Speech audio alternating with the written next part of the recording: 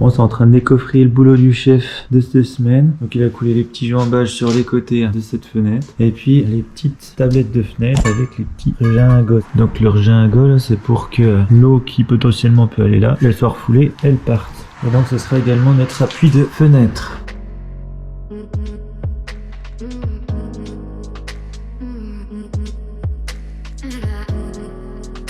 Bon, impeccable cette affaire, on va pouvoir aller s'attaquer aux petites founottes à poser. La petite founotte de la cuisine, en commençant par l'installation des petites papates qui sont juste là sur la fenêtre qu'on va aller chercher. La grande avec les deux fixes sur les côtés là, 2,40 de large. Et puis pareil que pour la porte-fenêtre ici, laisser le petit espace juste en haut pour le volet roulant.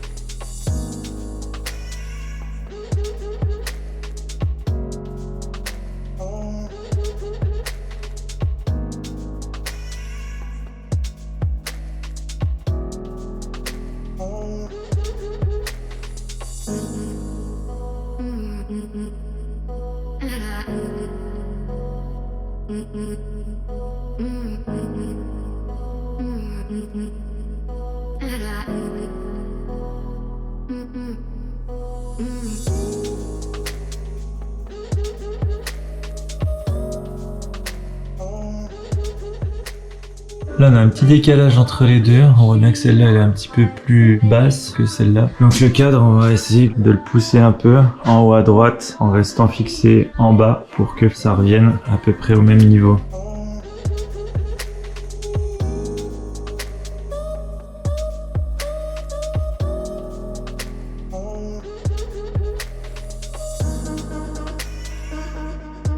Première de poser à 4 vantaux, on passe à la suivante, juste là-bas, 3 vantaux.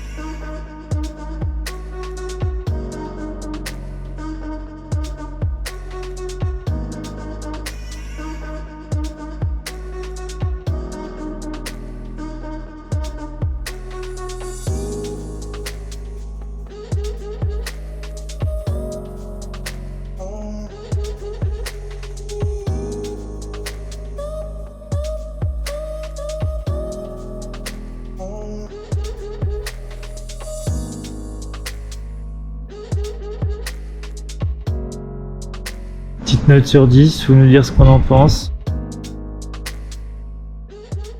Bon, on va pouvoir enchaîner avec la troisième founotte juste là, la plus petite, la plus simple. 2 vantaux, le cadre qui va peser 2 kg, donc même principe.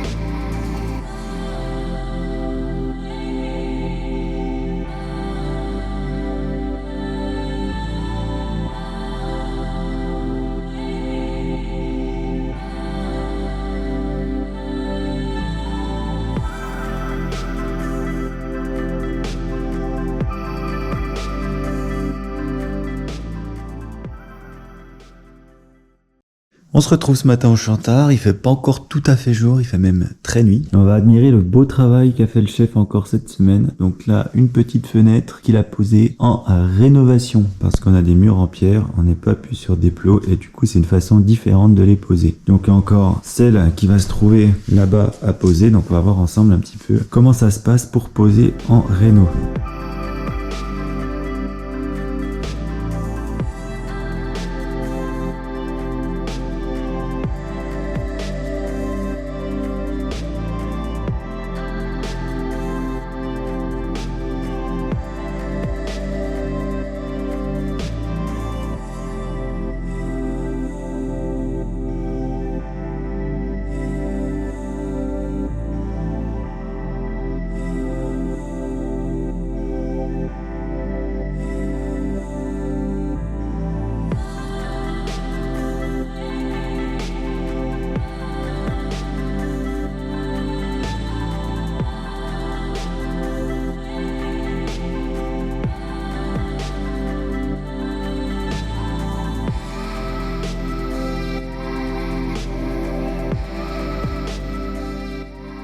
Petit résultat de l'extérieur, pas si moche. On a hâte que toutes les menuiseries soient posées, mais c'est pas encore pour maintenant. Mais la couleur va bien avec la pierre et on adore, c'est impeccable. Donc là pour la fixation de la fenêtre en rénovation, normalement en fait on est obligé d'enlever le vitrage et puis de fixer par l'intérieur vers l'extérieur sur soit un bois confit, soit l'ébrasement si on peut. Là on l'a pas fait parce qu'on voulait pas s'emmerder à enlever le carreau qui est fixe. Donc là on a juste attaché avec des petites pattes sur les bouts de bois ici, là et là, et puis on a mis plein de silicone autour pour poser notre fenêtre contre et puis qu'elle tienne au top. Donc là il n'y a aucun souci, elle va pas se barrer. Bon, et puis là, en étant dans cette partie de la maison, on va reboucher cette porte pour l'instant parce que cette pièce-là, vu qu'elle est encore en contact avec l'extérieur, on aimerait bien que ici ce soit chauffé pour l'hiver. Donc là, on va refaire les jambages en continuité de ceux qui sont à l'intérieur pour remonter des petits pots de 10 avec du béton maigre pour au cas où un jour on puisse la démonter quand on en aura l'utilité.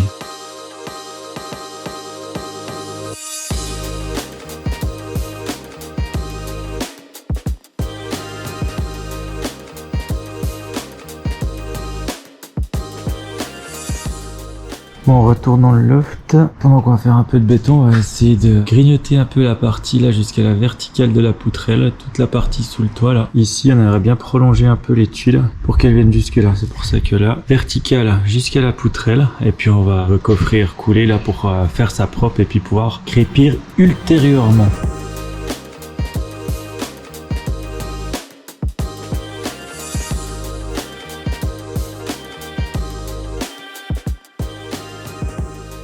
Voilà, donc là on va juste couler à hauteur de notre planche, donc en dessous les lithos pour pouvoir en mettre un en face de celui au bout de mon doigt, pour pouvoir mettre nos 2 rangs de tuiles pour couvrir cette patate parce que j'ai l'impression que ça fait 39 fois qu'on la reprend.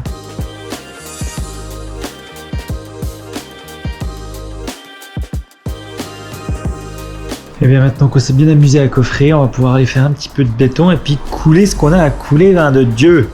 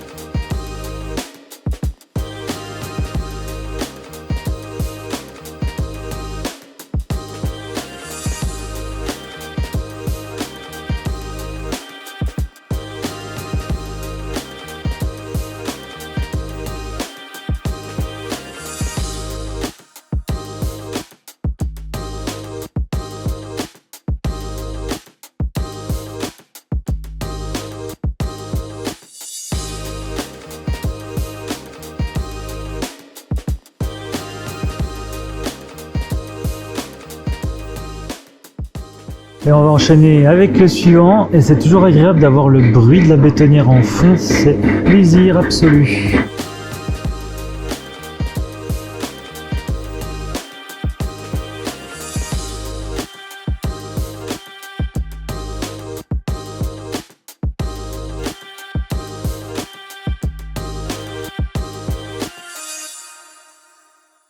On va maintenant s'amuser à décoffrer ce qu'on a coulé hier pour voir si c'est correct ou non.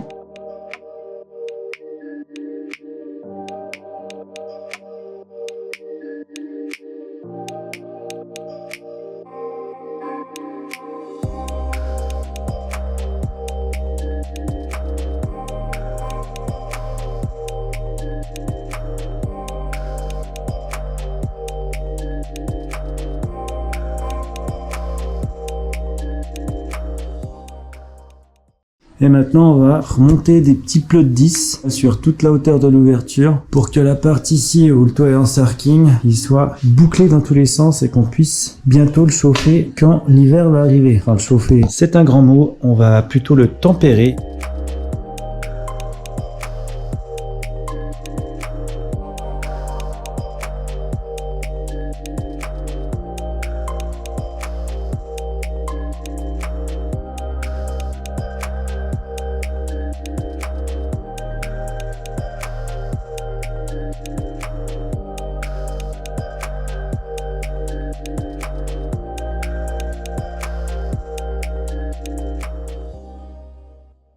Bon, on va reprendre notre petite affaire de mur. Maintenant, là-bas, c'est le trou noir. Il avance un peu le chef, là. Hein. Encore 2 rangs et demi, puis il va être au-dessus. Mais ceux du dessus, il va falloir les recouper un petit peu à la meuleuse pour qu'ils aillent impeccables et puis qu'on n'ait pas à recoffrer à la fois de ce côté, à la fois de l'autre, parce que c'est un peu galère.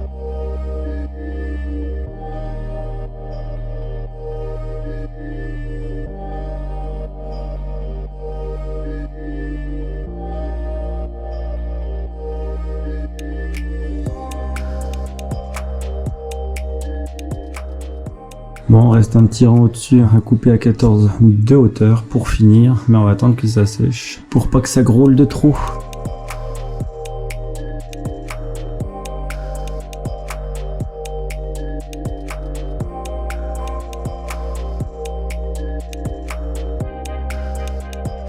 Un deuxième pour la route